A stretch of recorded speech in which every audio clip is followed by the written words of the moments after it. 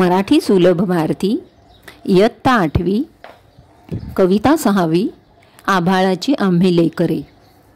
आभाळाची आम्ही लेकरे काळी माती आई, जात वेगळी नाही आम्हा धर्म वेगळा नाही।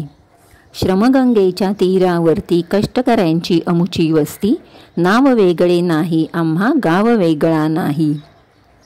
इमान आम्हा एकच ठावे घाम गाळूनी काम करावे, मार्ग वेगळा नाही आम्हा स्वर्ग वेगळा नाही।